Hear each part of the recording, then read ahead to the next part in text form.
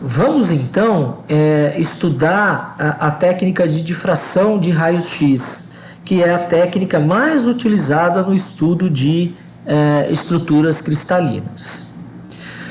Aqui a gente tem a estrutura de fendas duplas, né? A gente vai ter que voltar lá no início da mecânica quântica, né? No experimento de Young, né?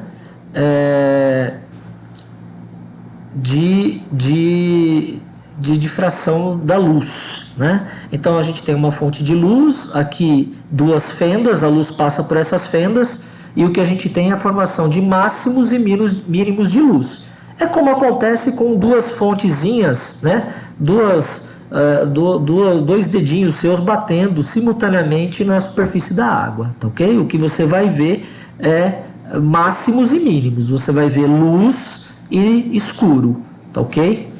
É isso que você vai perceber nesse experimento, tá ok? Então a gente pode pensar que a luz é uma estrutura composta por ela tem o seu caráter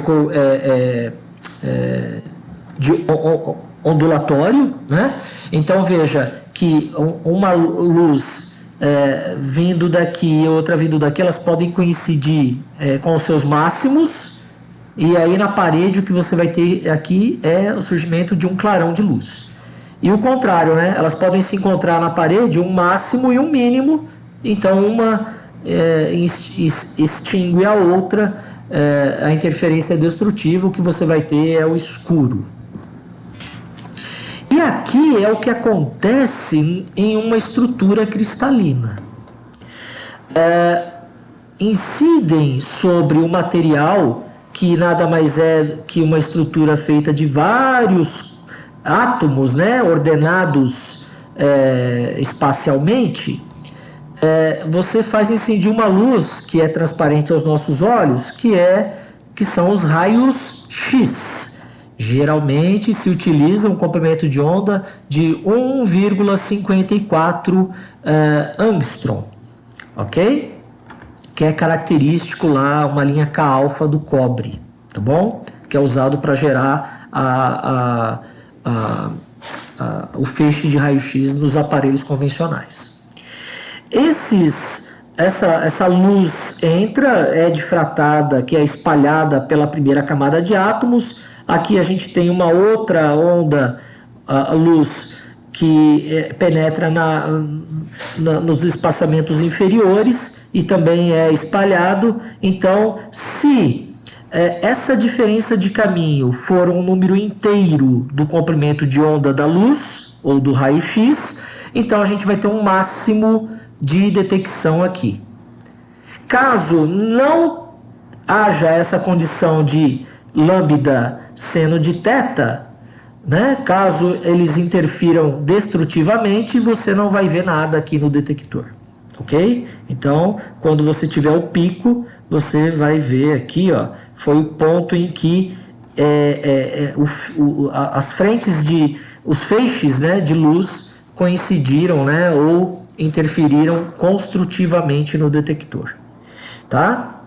Se a gente pensar que o espaçamento aqui é D, então D é igual a um número inteiro, geralmente é 1 que a gente usa, lambda, que é conhecido, 2 vezes seno do θ, o θ está aqui, ó, é o ângulo entre a normal e o plano de incidência do feixe, ok? Aqui novamente, tá ok? E aqui, como é feita a equação, aqui a gente tem d seno θ, aqui mais d seno θ. Então, a diferença de caminho entre a onda que bateu aqui e bateu aqui, a diferença de caminho é justamente d seno θ mais d seno θ, ou seja, 2d seno θ. E aqui a gente vê a relação entre o espaçamento d entre os planos e o parâmetro de rede, que é a distância entre os átomos. E os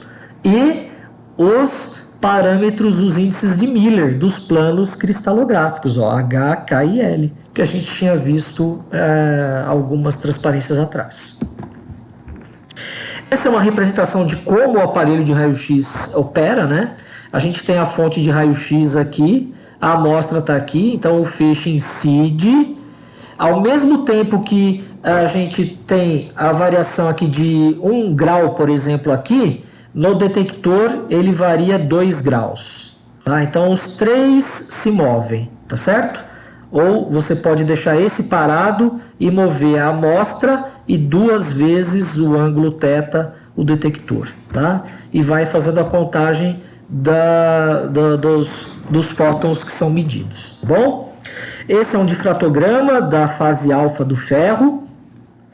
Veja aqui em torno de 45, a gente tem um pico de difração devido aos planos 1, 0, que estão representados aqui. Em torno de 65, a gente tem a difração dos planos cristalográficos devido à direção, né, aos planos 200. E em torno de 82, 83, a gente tem a difração do feixe de raio-x pelos planos 2, 1, 1 da fase alfa do ferro, tá certo? Então é assim que a gente trabalha com difração de raio-x. Aqui é o difratograma de uma amostra de chumbo, tá? E todos os picos de vários planos cristalográficos diferentes, cada um deles difratando o feixe num ângulo 2θ diferente, tá ok? 2θ aqui, ó, tá bom? Desse ângulo. Então não é em qualquer ângulo que a gente vai detectar o feixe de raio-x, tá certo? Essa é a grande sacada, né, de Bragg, né? Aqui eu coloquei todas as equações que são usadas para fazer cálculos de parâmetro de rede em função de Ds, né, de distâncias interplanares, e H, K e L, né, planos de Miller, ok? Veja que esses cálculos, em alguns casos, esses cálculos são complicados. Geralmente o que a gente usa atualmente são softwares para fazer isso e para identificar estruturas também, e artigos da literatura, tá bom?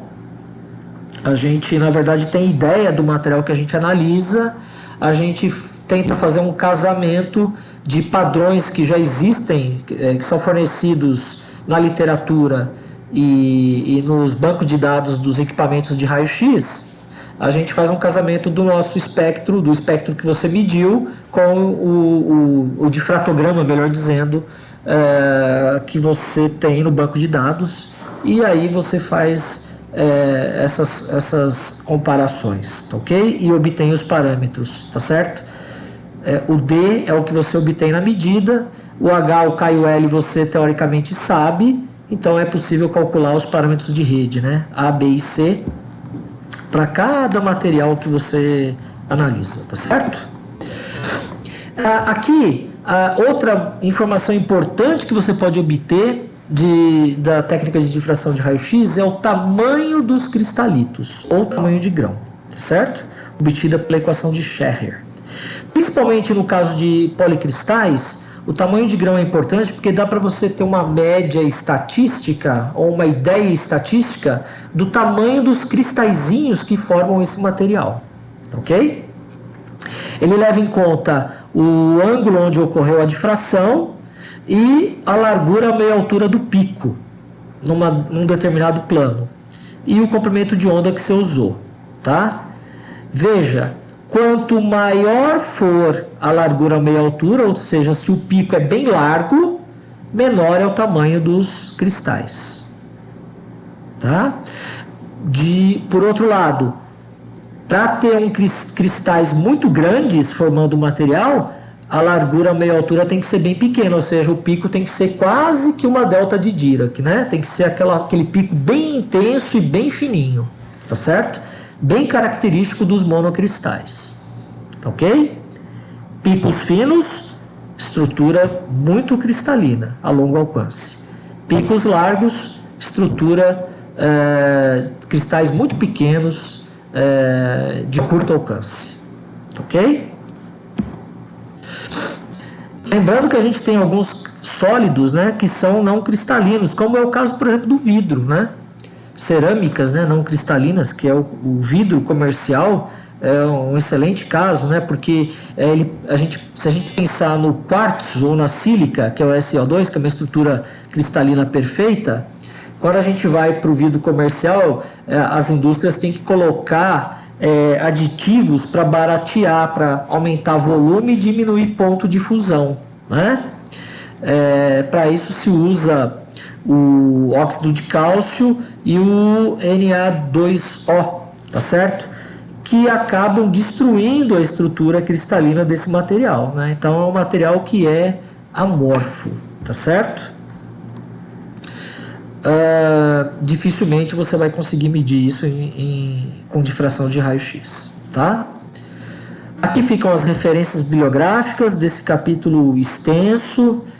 Aconselho vocês a estudarem pelo livro do Callister, por exemplo, tá ok? Porque existem muitas tabelas que eu não coloquei na aula, tá? Para não deixar a aula muito longa. Então tem bastante apanhado aí de informações nos livros que a gente utiliza como referência, tá certo?